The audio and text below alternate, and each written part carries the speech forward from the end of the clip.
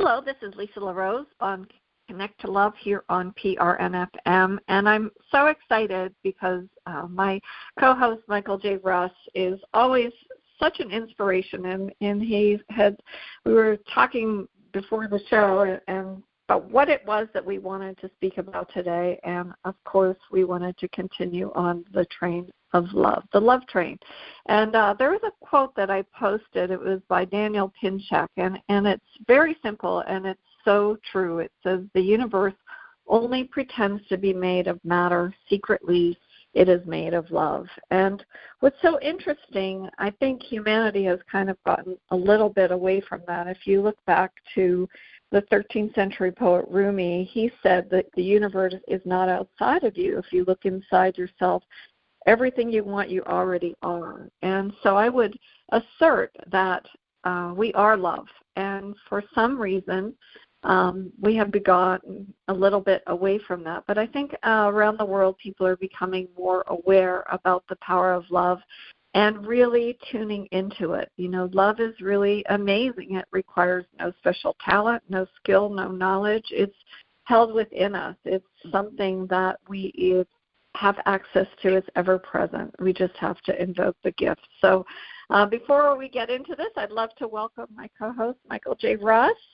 What a loving being you are, and I feel your heart. Thank you.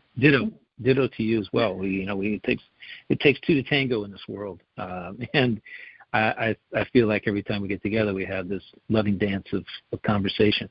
And I love Rumi. I love the man was so incredibly gifted and spot on in his readings of love and human nature, and it's so easy to read or listen to him and listen to something that he said, and just you sit there and you could the rest of the day you could sit with a cup of tea and just have your mind continue to expand. And absolutely, it's interesting. There's a word that came up this week in some of the readings and listenings that I've had on YouTube, called curiosity. Mm-hmm. And one of it's a word that I think gets lost in the mix, especially when you grow up.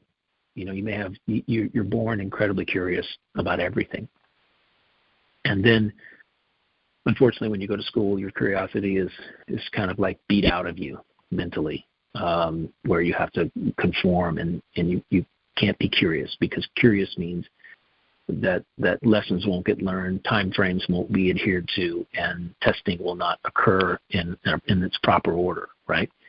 And so, but curiosity is such an essential aspect.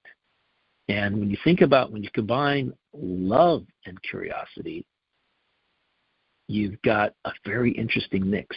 Love and curiosity and love.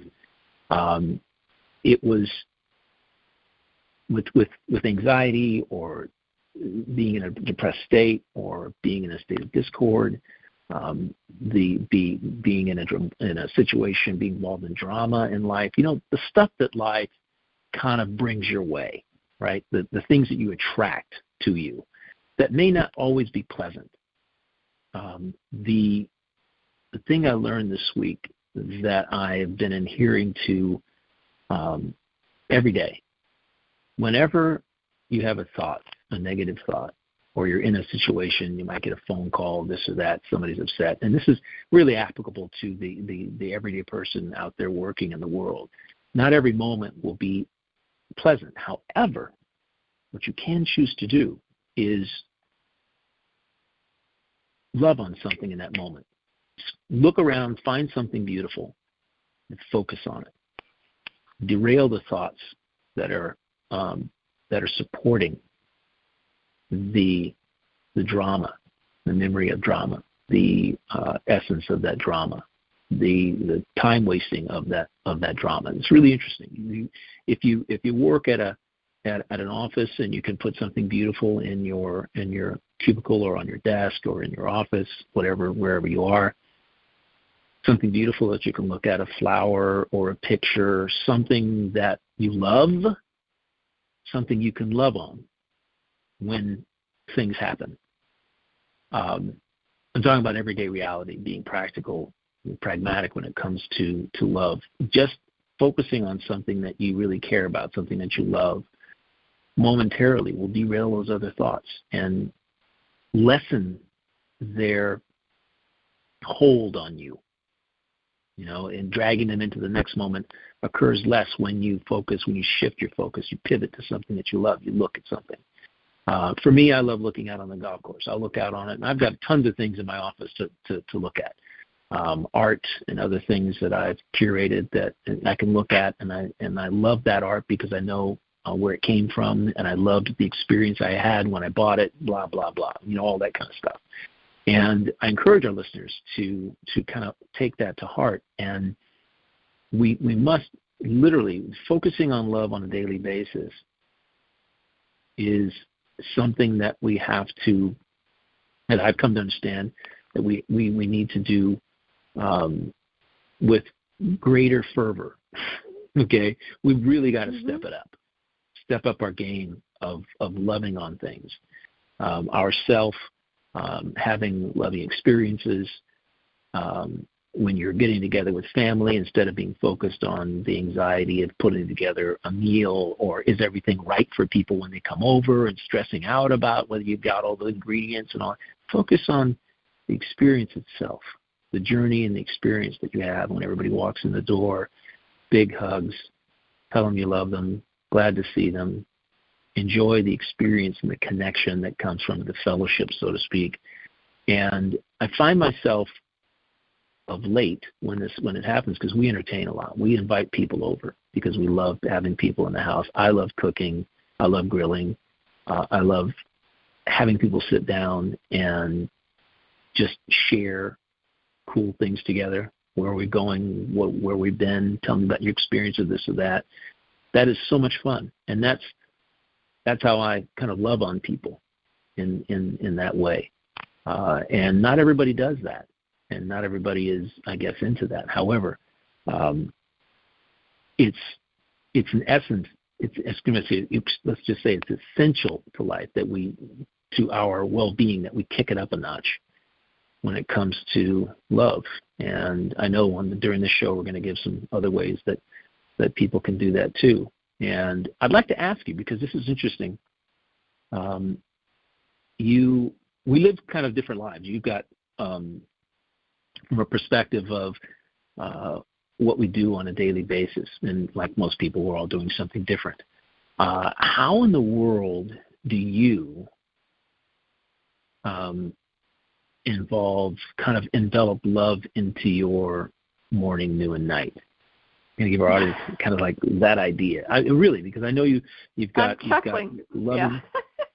Yeah. I'd like to know how. Tell our audience, please.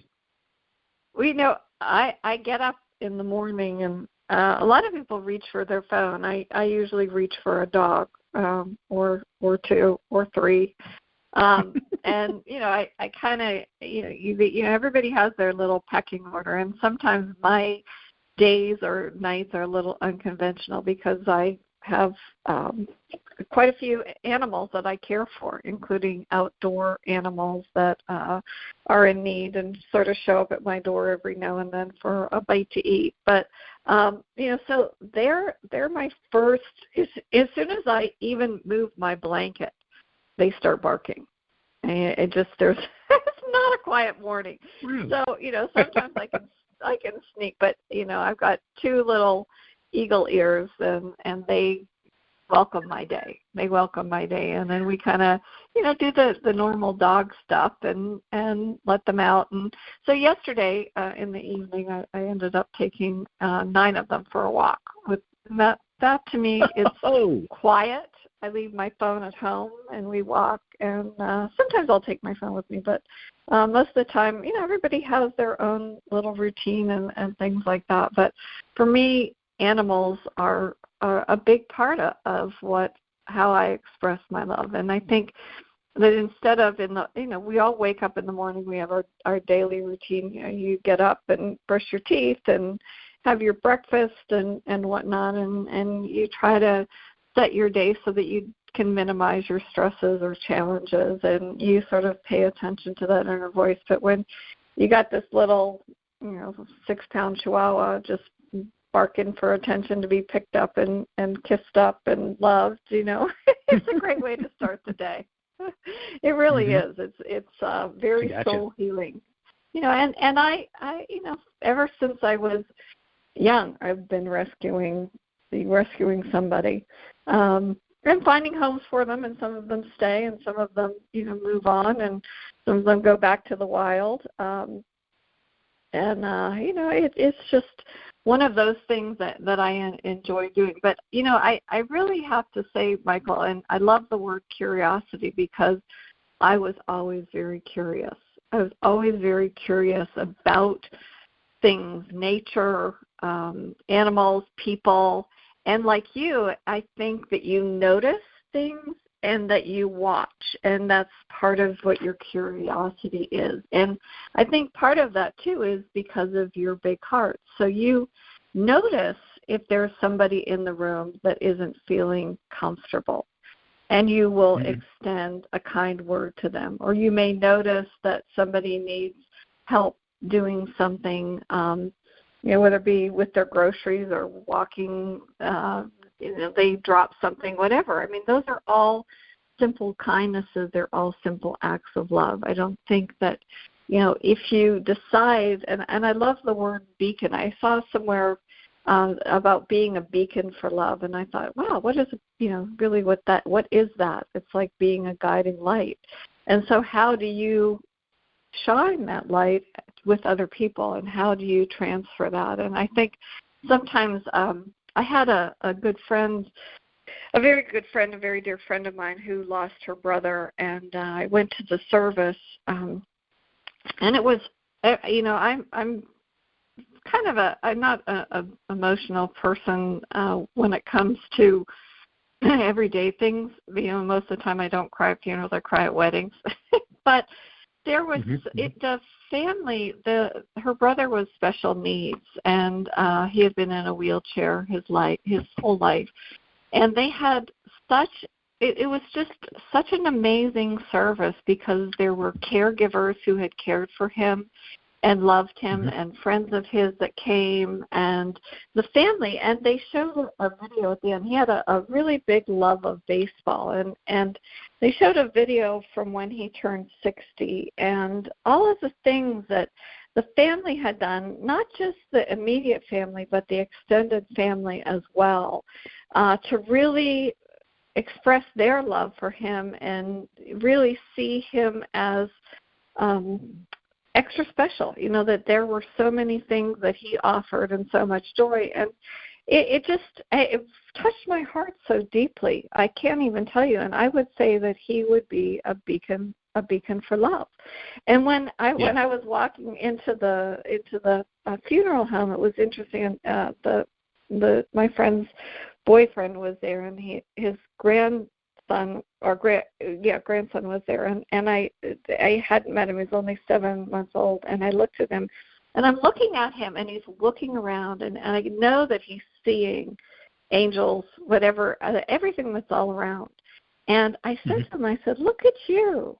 I'd never met him before. I said, you see everything, don't you? I said, you can't fool me. I know everything you see. And he just burst out laughing and smiling. And Michael, her partner's name is Michael, he said to me, he's like, he doesn't smile for anybody. He doesn't like strangers. And I said, well, that's because I see him. And I think that's really where that comes in. I mean, when you run into people, and I'd love to hear your comment about this, because I know you see people, Michael. I know that when you see them, your heart extends to them. And I don't know. I mean, do you find that was something that you did naturally, even when you were a young child, and you carried that through every part of your life? I cannot tell you exactly when I started to do that.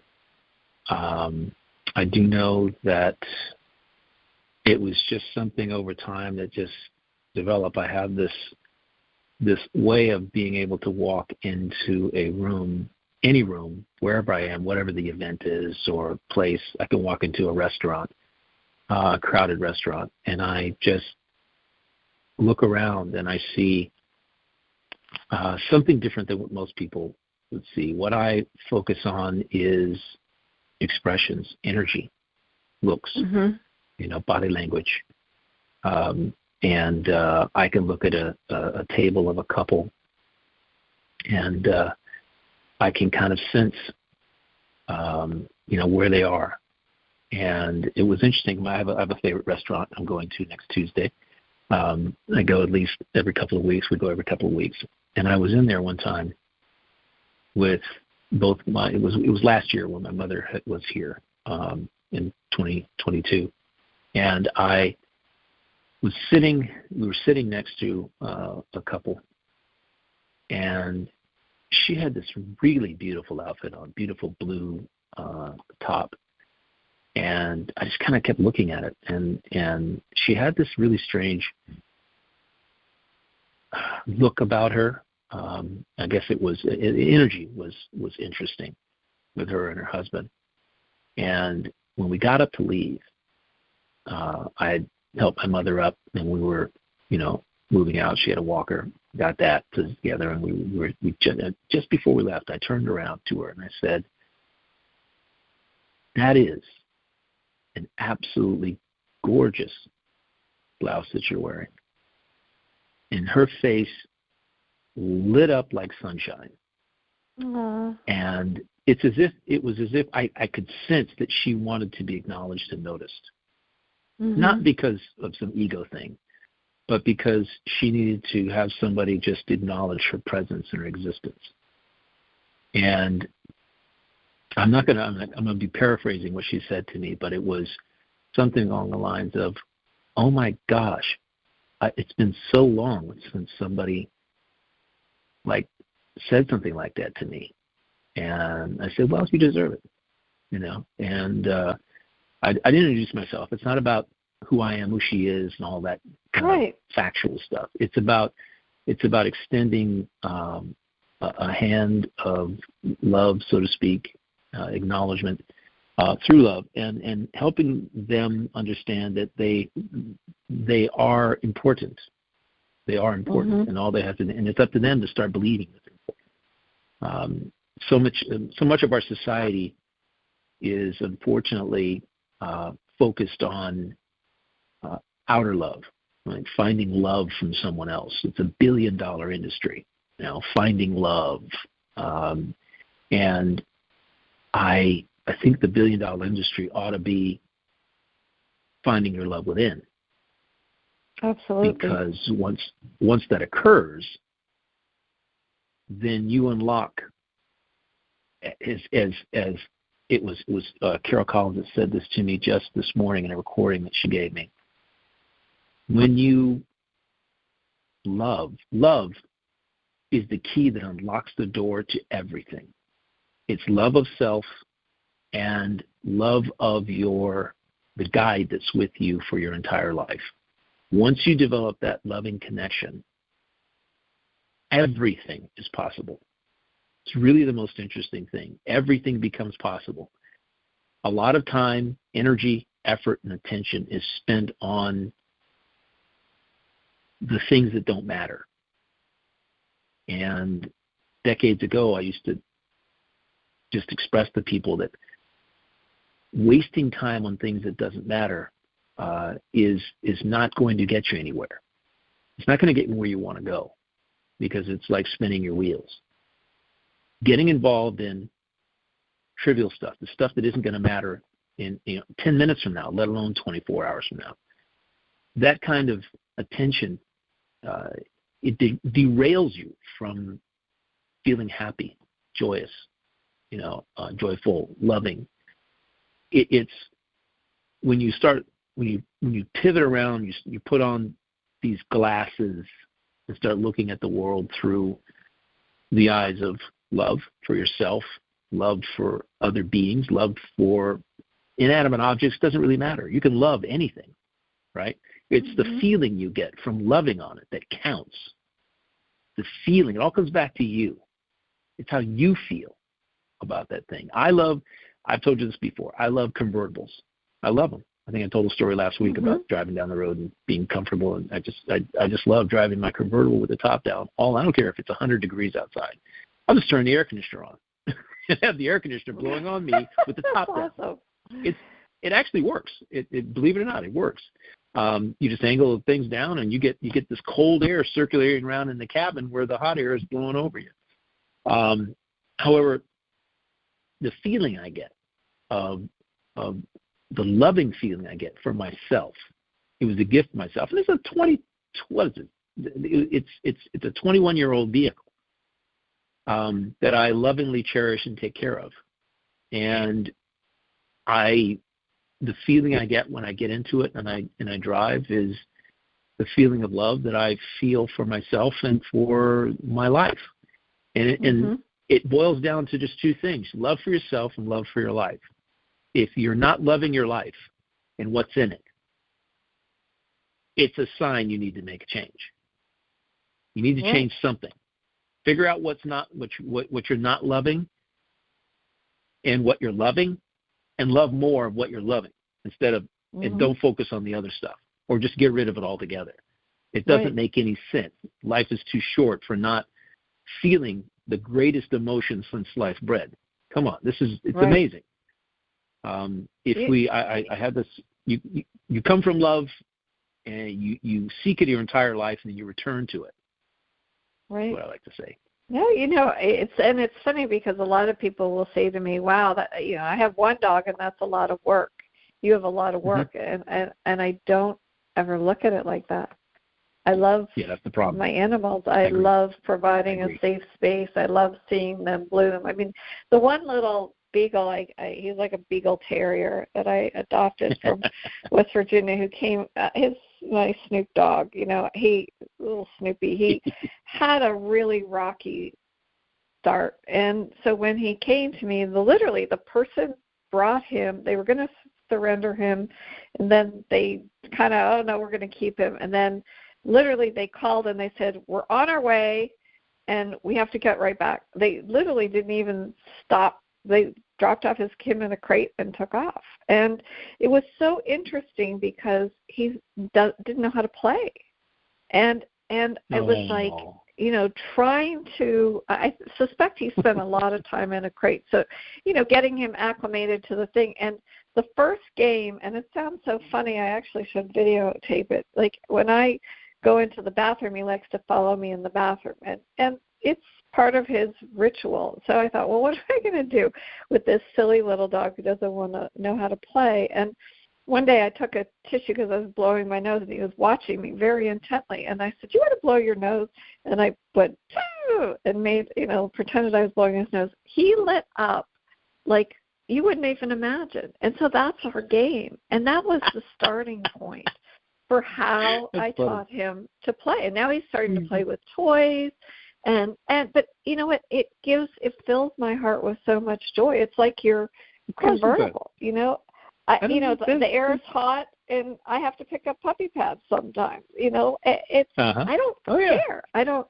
It's something that goes beyond anything that you can even sort of describe. It's a feeling. It's that personal love, and it's that unconditional love. I think it's really sacred. And as you start to find those things, and it could be somebody who just has a love of books, and they love, it's nurturing to their soul to bury their nose in a book, and they can't wait to get to the end and start the new one. Exactly. Whatever it is that it is, some people, I've seen a lot of, I really enjoy social media because right now a lot of people are posting things about these weeds and these plants. I'm learning so much.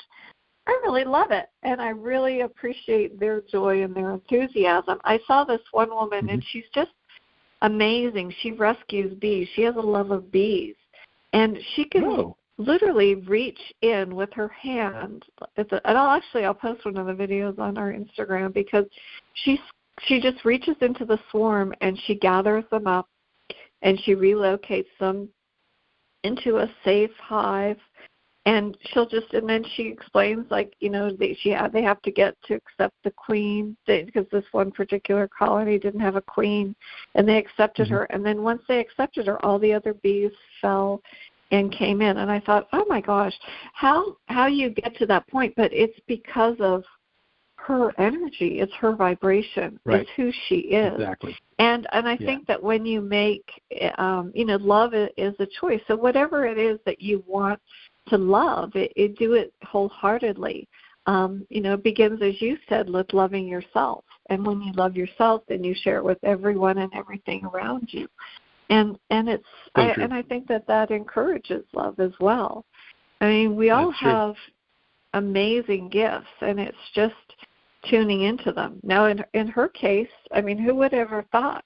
I don't think, as a child you think, yeah, I'm going to grow up and I'm going to become the bee whisperer. She doesn't call herself that. I don't know exactly what she calls herself, but it's amazing. It's her way of being of service, of really, that's how she consciously uses love.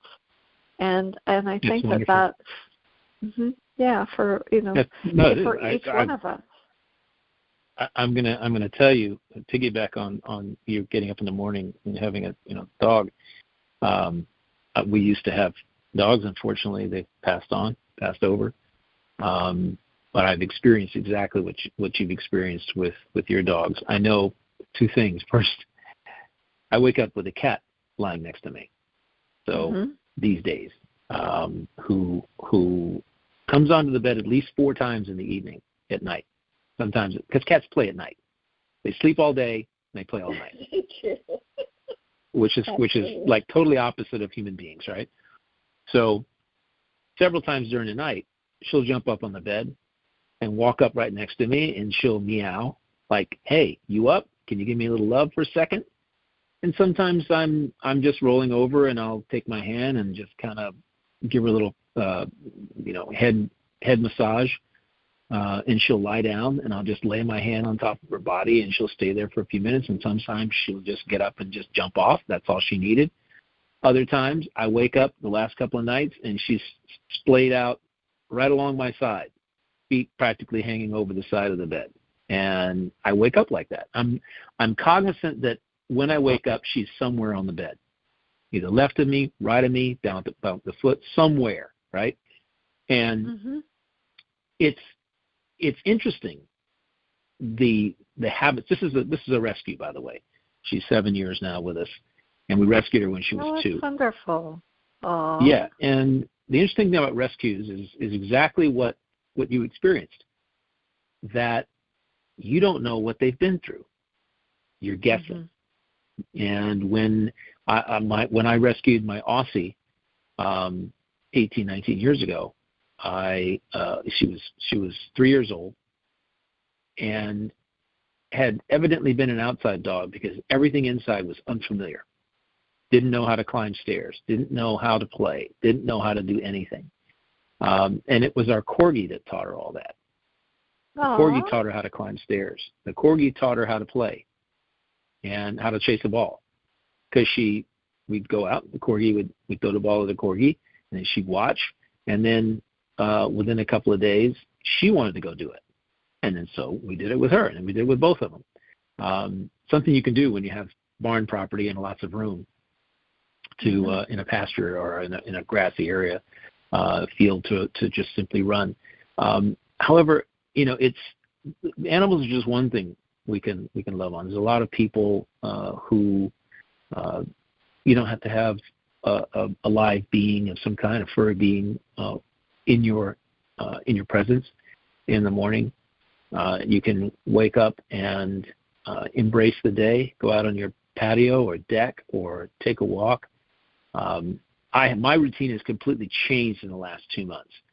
Now all I'm doing, I'm getting up and while my mind is still soft, before I introduce it to anything that happens to be in the outer world, so to speak, I meditate for about 12 minutes. And while my mind is still quiet, relatively quiet, I fidget around for 10 minutes or so, feed the cat, clean the cat box, and do little things like that.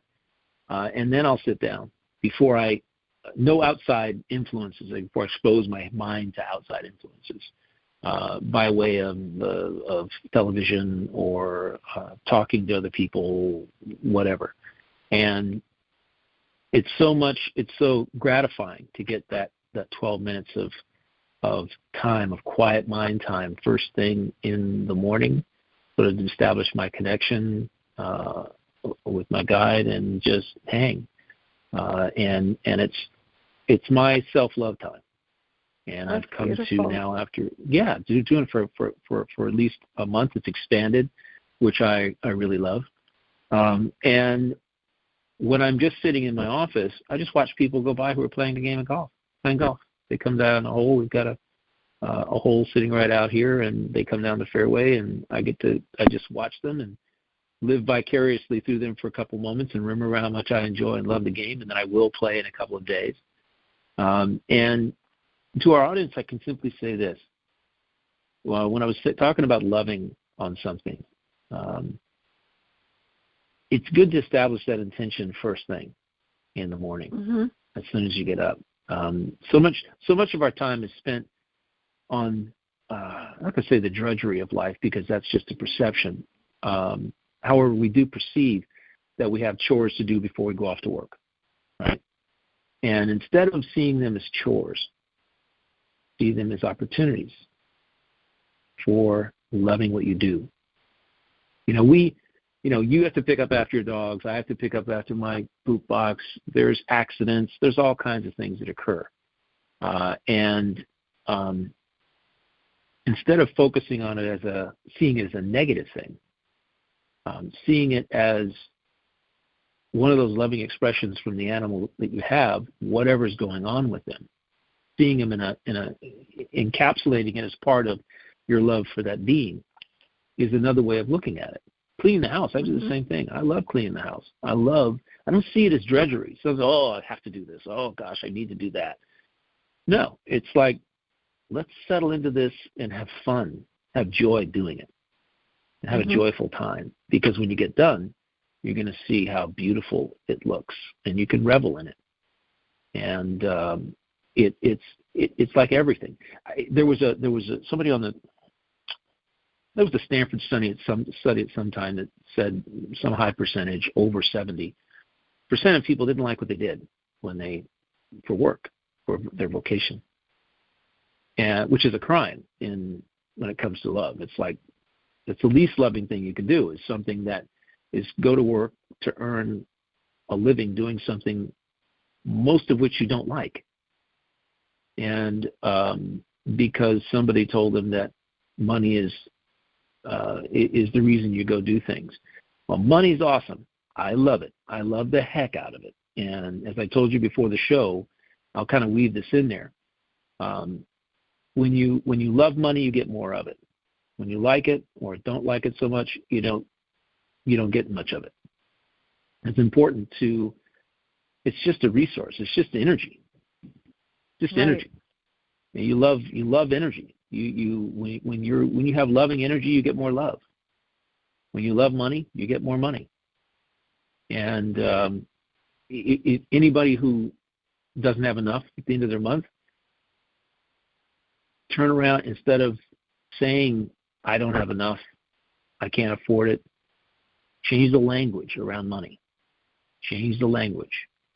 I've got plenty of it. As you said so wonderfully a few weeks ago, I have the perfect amount of money. I have the perfect amount of love in my life. You say those things instead of the other things, because words and thoughts are things. Words become things. The thought that created what you said, thoughts that created the words, they create things. Everything is tied together. Law of attraction is incredibly sensitive, so nuanced. And it's not about you can just simply say, I don't have enough money, and then turn around, 90% of the time, and then 10% of the time say, I've got the perfect amount of money. Well, the 90% is going to squash out the 10%. We have to flip that percentage. And every time you find yourself saying, I don't have enough, or I can't do that, not that you can't. I told somebody the other day, state it as a preference. I love money, and I prefer to do something else with it. Instead of saying, I don't have enough, I want to, yeah, I prefer. That is a preference. And because saying need, should, those two words, as I mentioned, I think a couple of shows ago, allude to the fact that something outside of you is forcing you to do something. And that reflects a lack of control. You want to be in control of what your thinking is, control of your life, control of who you direct love to, whether you have love, and who you give it to. You don't say, I need to give them some love. No, you just express it in one way or another. Now, I'm going to tell you this. I told you I would tell you the story of an Instagram post that I saw just yesterday. It was actually a video, and it was of simultaneous 3 acts of kindness to the same person on the subway in New York City. So I'm going to tell you this is interesting. It was cold outside, and not like winter, but cool outside. And there was a homeless man who was on the train. He had a tank top T-shirt on, and he was older. I mean, he was probably 65 to 70 years old. 60. Heck, wait a minute. I turned 65 next week. That's not older. That's it's not. Wow. Okay. My I just caught myself there. 101, and she will tell you she's Let's not just old, say so. he was an older. You're he was in the last. He was in the last 23rd of his life. Okay, let's put it that way. Latter life. Okay. So he was sitting on the subway, and he had his head down. Body language of somebody who was thinking of themselves not in a good way. And there was a young man, a young Hispanic man, who saw him and who was standing up, walked over to him, and in front of him took off his jacket, then took off his shirt, his button-up shirt, and he helped the man. He gave it to the man. He actually put it around the man and said, "Here." There was no sound. You could just simply say, you could hear him sort of like mouthing something, and the man put his arm in one sleeve, and then he brought it around, helped him get into it on the other sleeve, and brought it around, and he buttoned it for him, okay, down, and then he turned around and took the jacket and put that on him. It was a nice red jacket. It was very nice. He put that around him and have him put his arms through the sleeves of the jacket, right? And he had a tank top T-shirt on as well. And he just, at that particular point, he walked away. Then there was a black woman who was standing up, holding on to one of the straps, and she had this big backpack on. And after he had left, it wasn't more than a few seconds. She walked over to him and stood in front of him and opened her backpack and took out a sandwich and gave him the sandwich.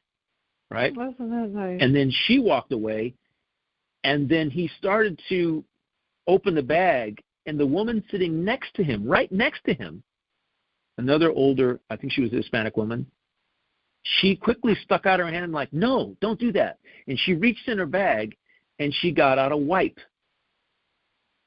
and she cleaned his hands. Oh, wow. Before he ate the sandwich. Now, by this time, I had tears forming in my eyes. But actually, by the second act of kindness, I had that going on. You just get this warm feeling, and you understand this is complete strangers helping this other complete stranger in ways that validate that love and kindness still exist, right? Everybody else on that train that didn't do anything would have just looked at this guy and like, I'm on my way somewhere, he's somebody, judged him and walked away, right?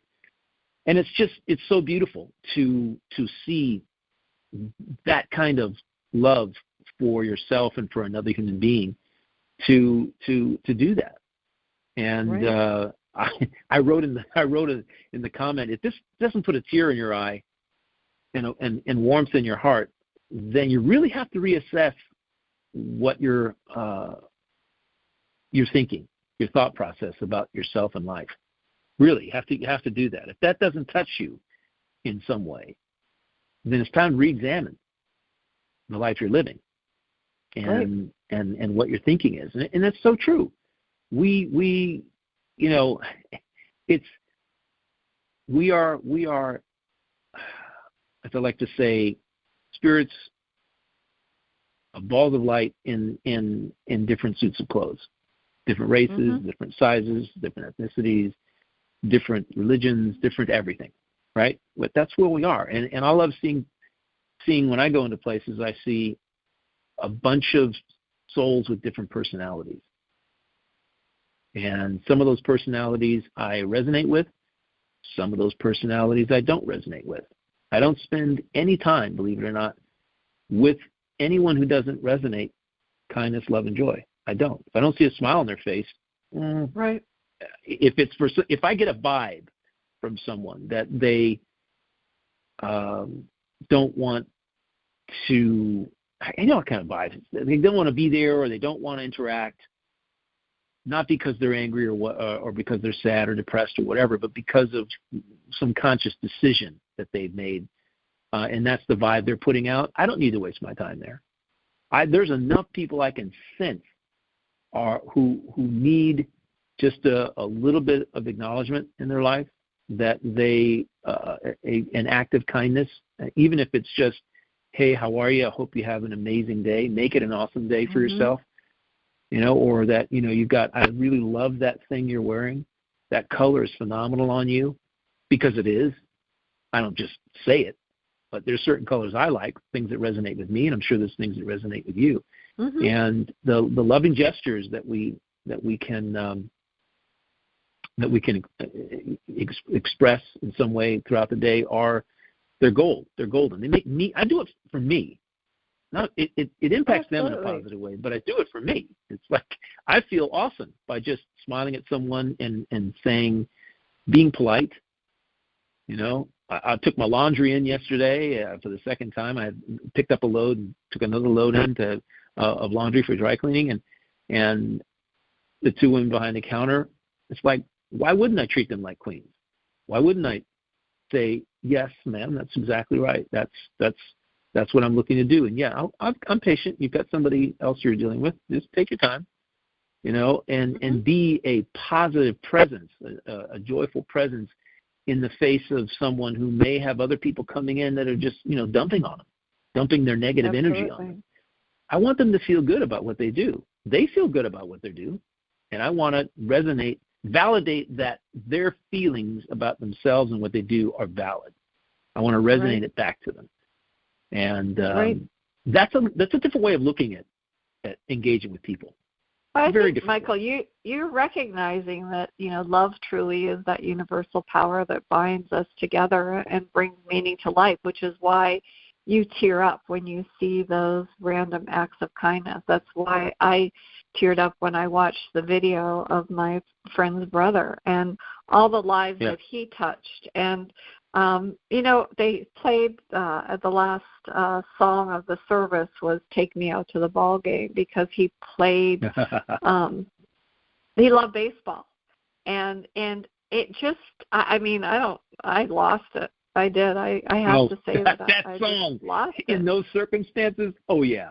Because he. Yeah, it just, and although, you don't have to know somebody personally, and I think that that's what, somewhere along the way, we've gotten this belief that the world is harsh and that we have to be separated from love and, resonate more with fear. But I think that whenever you let go of fear, doubt, anger, hatred, whatever it is, resentment, and replace it with love, it's all an opportunity to find love. And so whether, you have to forgive yourself or others, we, can invoke that love, and that's how we transform the world. And I thought about what you were saying. I thought, when you get up in the morning, you have made it a priority to make self-love on your calendar. That's on what you put there. You have made that slot. You don't necessarily have to write it down, but you listen to what you need, and you're paying attention to what your heart needs. You're following that, and then that allows you, I think, that strength and whatever it is that comes forth throughout your day. You don't. There's no difficulty that is too difficult to overcome.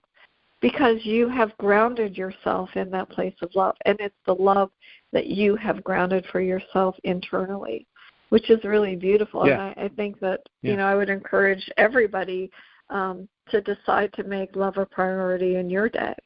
What is it that you want to start your day with? So for some people, it's a cup of coffee, going out and having a really delicious cup of coffee. For me, it's a green drink. I like to start my days with my green drink if I don't do that. And, now that it's summertime, I'm increasing my water intake. I mean, that for me, it's self-love because I operate better. True. I can, have more energy, I agree. Whatever it is. 110%. Tomorrow I'm leaving to go. I got to leave early, about 6:45 in the morning, and I'll have to get up at 5:45, 5:30 actually. I'll get up to do my meditation before I leave, and it's not. If I have to leave early in the morning to go somewhere, I'll get up with in enough time, early enough to do my meditation first. It just sets things off. And by the way, I do keep a calendar and write down every day that I do it.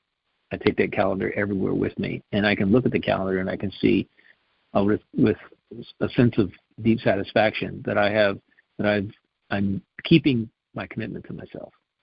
That I don't have to guess whether I did on Monday or did on last Wednesday or did a week ago. I keep the calendar, and I do a couple of other things, exercises as well, and I keep track of them. And on a calendar that I took to New Orleans with me, I took it to Biloxi with me, and I told my girlfriend, I said, I've got to get up. I got to do this thing. I got to do a meditation before we go. I'll just get up a little earlier, and I'll do it. And it sets the tone for the day. It gives me more emotional balance during the day. And I would ask our audience to make a list of 5 things you really love about your life and about your day more specifically. Let's just bring it down to on a daily basis. 5 things you love. If you love getting up in the morning and having a cup of coffee or a cup of tea, or you love going out and getting the paper and sitting down with your cup of coffee or tea and reading the paper, the act of what you do is something that you really love. It gives you a deep sense of satisfaction and balance. Then do more of that. Expand that list too of other things. I love everything. I love brushing my teeth. I love washing my face. I love shaving. Some people say, I hate shaving. No, you shouldn't hate anything. Right. You can find a way to love anything, because I focus on how I feel after I've done it, and how wonderful I believe I look to myself in the mirror. I mean, it's like that's it. When I go out to clean the horse stall, I look forward to it. Yesterday I went out and did it. My girlfriend didn't even know I did it. She says, when are we going to go clean the stall? I said, I already did it. I did it 3 hours ago. Great. I had to go out and run some errands, and I wanted to go get that done first. And she always talks about how 3 years ago, the last thing I wanted to do is go to the barn. I would say 3 years ago, I said, it's not my thing, it's your thing. You go do your thing. Because she had her horse, and she had 3 horses, right? And so after one of the horses her horse got sick, and we had to pay attention to it, I made it a point to shift my thinking, to pivot my thinking about how the way I was perceiving going out to the barn. And I said, okay, this is not a thing that I don't like to do. This is a thing I like to do. And then it became a thing I love to do. And that was just a shift in thinking. I don't mind. I love sitting there by myself. We have a stereo system out there, and a lot of times I just leave it off. And just the quiet of it, I just clean the stall, pick the stall, take care of it, give the horse a carrot, make sure that everything is right for her, and then I'm out of there. And I don't see it as a chore, and I look forward to doing it at some particular point during the day. Hopefully earlier is better, because we don't have to feed it. Somebody else does that. But it's a loving being. 33 years old, this horse, and retired and just enjoying life. And I pet it, feed it carrots and candy, and it's earned an opportunity to just to be loved on. And so I have a question for you, Michael, and maybe you can share with our audience, and it pertains to that. So at what point you had that viewpoint that was your thing? So you had this shift where you all of a sudden saw it through the eyes of love, and and do you feel like it was just like a natural progression, or where? I'm just curious if because there's lots of things that you can pivot on in your life, and I think it's a really good metaphor for that. So I would love to hear that. I'll tell you exactly. Shift. When first and foremost, my girlfriend went from riding her horse to having to take her horse to 4.5 hours away to a veterinary hospital at a university down in Ocala because it had an intestinal blockage, sort of a colicking, but a small intestinal blockage. And these intestinal blockages can kill the horse. So she had to take it down there and spend thousands of dollars at this veterinary hospital per day. It was there for like 4 days. And I said, okay, I've got to help you. And suddenly, my work wasn't important. I said, I'll help you. It's not something you're going to do on your own. We will get out. We'll take turns. You can drive the horse down in the trailer. I'll drive the trailer, horse and trailer back, so you don't have to. One of the first night we had to spend the night in a hotel, so I called a friend. I said, I need you to hook up a hotel for us because we don't have time to look for one. And she did that for us, and texted us back and said, here's where I've got a booking for you. Here's where you need to go.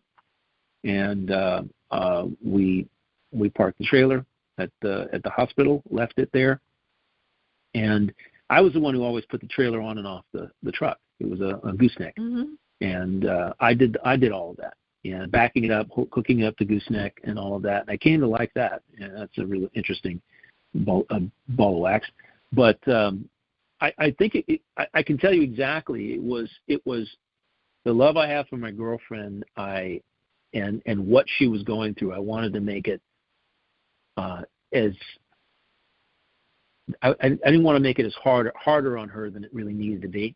She was already focused on the horse and not being able to ride it and loving it, and and seeing that eventually at some particular point she might lose it, that reality. And I wanted her to focus on that, not the chores.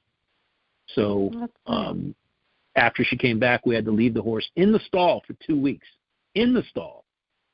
Couldn't go out. And I'm like, oh my gosh, if you don't know how much a horse can mess up a stall in that period in just a day, it is pretty amazing. So for 2 weeks, I went out there with her, and we cleaned the stall together. We cleaned the other stalls together. And I just said, you know what? I don't ride the horses. However, they are beautiful animals and beautiful spirits, and I could see how her horse loved her, and I came to love the horse just as much as she did and love on it. And you can shift your thinking to love on anything, right? And I think that's that's a beautiful point about it. That's what I did. And now same thing. You're absolutely right. We absolutely are all capable of loving in every experience. I think it's in every experience you can find something to love. I don't think it's sort of an illusion, and that's what I really loved about that quote, that the universe is made up of love, because I don't think there's ever a time when love isn't available to us in some form. It's always there. We just need to see it. Always there. Yeah. And propagate it. Continue to we have it. It's an energy that we can expand, I guess is the way that I would put it. It's an energy that's already there. It already exists within us, and we can expand it. And you just start with what you already love, and which really should be yourself, okay? Do things for yourself. Love on yourself first. Make yourself the number one priority, and then love on others. Because your energy then, the love you have for yourself is going to expand beyond you. Others will pick up on it, and because I think it's hollow if you don't love yourself, and that's not what you're radiating, yet you're looking to love someone else. It just becomes more of a smothering kind of thing. You should do this, you should do that, more of a control thing. If you, especially with, in my view, children. I don't have children. Yeah. However, I understand the concept and the power of love, and how when you love yourself, you become an example for that child. You not only love yourself, you radiate the love from you. They pick up on it. They understand. Later in life, they'll know this is what my mother or my father did, and I always got the sense that they cared about themselves. And then from that, they cared about me just as much. We have to set the example and be the influencer from that perspective, because we're never going to control another being. It's not going to happen. Right. And if you know that, if you don't understand that, get a cat. Because you're not going to control the cat. I mean, it's like you can love on them, and every morning, I tell you, every morning, this cat, after she jumps off the bed, and as soon as I get out of the bed and I walk out of the room and get into the hall where I check her food, before I do that, she falls down and stretches out. That's like, I need a back and a tummy rub, and then that'll happen a couple of times, and she's satisfied. And I know that's how she experiences. That's how she knows that she's loved, when I do that for her. And I had to figure that out, because you can't. They're not going to tell you. They're like doing their own thing. I want it now, but I don't want it. It's 5 o'clock. I don't want it. Just don't give me love anytime. That's not holy idea. Only when I want it. Dogs are different than that. Dogs, man, they are like, oh, yeah, I want love all the time. Give me love, and I want it all the time. Right? I know. There's an expression about herding cats, right? You can't herd cats. Right. Can't herd a cat. You cannot. I have seen people, from a kitten, I've seen people put a harness on a kitten and walk it. And then later, and as it grew up, it understood that was part of life, and you can walk a cat. But you can't take a 2-year-old, rescue and somehow get it to do what you want it to do. It's got its own rhythm. It's got its own cadence. It's doing whatever it's resonating, whenever it's resonating, and you can't do anything about that. Yeah, but that's a great metaphor, though. I mean, that's even with our interactions with other humans, because instead of a lot of people are focused on what the differences, and instead of seeing it as a separation, really embrace that, and then look at what's similar. And I think when you look into the eyes of another person, you see, in some ways, I always have a sort of like that truism that when you meet somebody, there is a reflection of you. So if there's something that you may not exactly like about that person, well, that's why I like Ho'oponopono. What is it that I need to heal in myself that's bothering me about that individual? And I believe that that's how we really get to love from the depths of our being. Exactly. It's a great way. We haven't thrown the word forgiveness into the pot. Perhaps we can do this next week. But when it comes to love, if you don't carry that level of self-love that you really like to, or if you want to love yourself more, Ho'oponopono, forgiving yourself for everything, just a blanket of forgiveness, is where you start. I think in some show in the past we talked about that. But if you don't love yourself, forgiveness is where to start. Forgive yourself for everything. You're responsible for your life and what you're experiencing in your life, because you have attracted it to you. And forgive yourself for attracting it, and then shift the thinking to being more loving. But you have to basically just flush out all that negativity, all those other things, the past that you have been focusing on, carrying for so long. Forgive yourself for it and just move on. It's there. I think we're almost up here. I think we got 1 minute left? Yeah, we are. In our hour. It's been so much fun. Thank you. I know, that's for sure. And it goes back to that Rumi quote, Michael, the universe is not outside you. And I would say that love is not outside you. Look into yourself. Everything that you want, that's right. You already are, and you are love. Mm-hmm. And I love that. I'll let you sign off, and I'm so grateful. Oh, what do you mean? You just did. That was beautiful. I can't top that. I want to wish our audience an awesome week. Make it awesome. Make every day awesome. Okay? And happy birthday, Michael. Yeah. Oh, thank you. Until next time. Sending you love. Thank you. Love to you.